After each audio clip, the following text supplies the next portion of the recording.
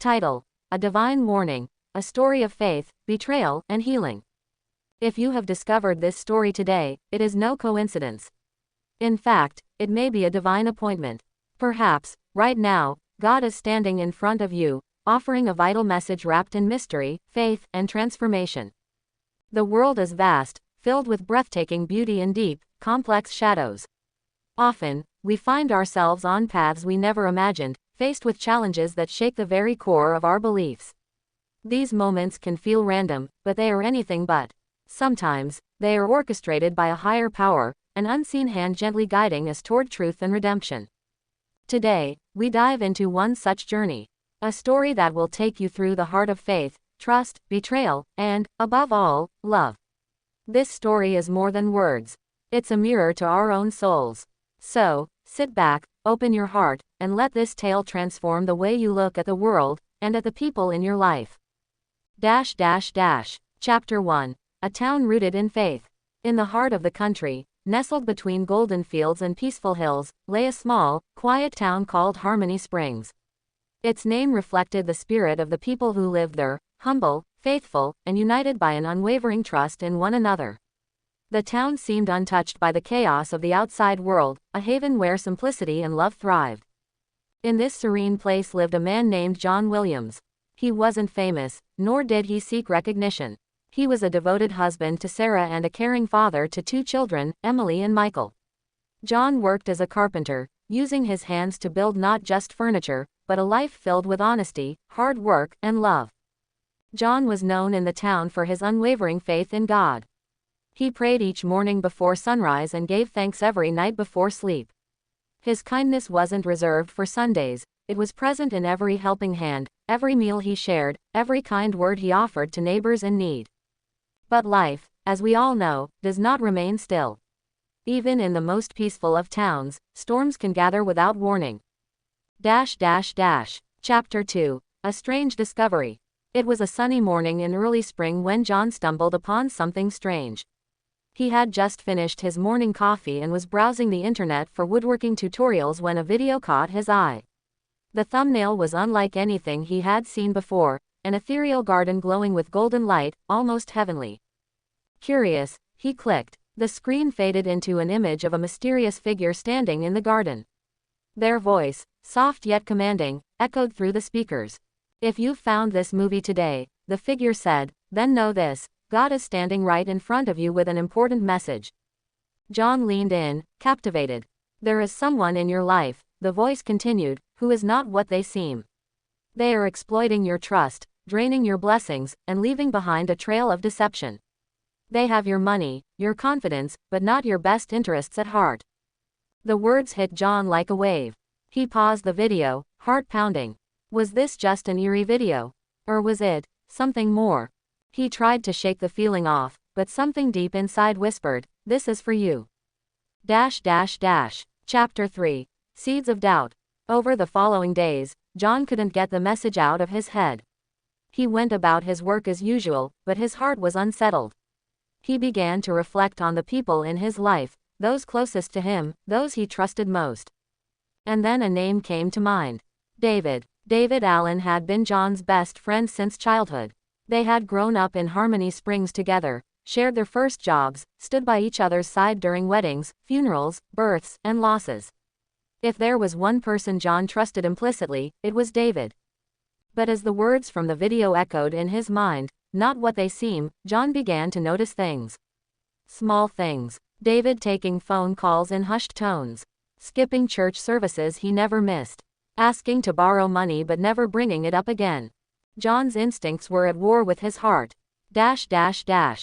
Chapter 4. The Voice of Wisdom. Unable to bear the weight alone, John confided in his wife, Sarah. She listened quietly as he explained the video, the growing unease, and his suspicions about David. Sarah, always the calm anchor in his storm, didn't dismiss his concerns. "If something feels wrong," she said, "we owe it to ourselves, and to David, to find the truth. But let's not jump to conclusions. Let's approach this with wisdom and prayer." Together, they began to look deeper into their finances. It started with small discrepancies, unfamiliar withdrawals, strange transfers. Soon, a troubling pattern emerged. foreign currency exchanges, missing savings, and forged authorizations. John felt the floor fall out from under him. Chapter 5. Seeking Truth. They needed answers. Quietly and carefully, they hired a private investigator, a discreet professional from a nearby city. The detective reviewed their bank statements, spoke to financial advisors, and tracked digital footprints. Weeks passed. Then came the confirmation. David had been siphoning money from John's accounts for over 5 years. He used clever tactics, setting up shell accounts, accessing joint investments, even forging John's digital signature. It was a betrayal of the highest order. John sat silently, staring at the investigator's report. How could someone he loved and trusted so deeply do this? Chapter 6. Confrontation. It was a cold Friday night when John invited David over. Sarah prepared tea while John paced the living room, torn between rage and heartbreak. When David arrived, his smile faltered upon seeing John's serious expression. "We need to talk," John said. David sat, confused, until John laid the evidence before him. At first, David denied it. His hands trembled. He tried to divert, to deflect.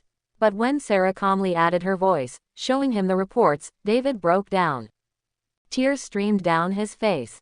"I didn't know what else to do," he sobbed. "My business failed. I owed money everywhere. I thought I could fix it before you noticed. I never meant to hurt you." John's heart ached. The man before him wasn't just a thief. He was a broken friend, drowning in shame. Chapter 7. The Road to Healing. Anger would have been easier.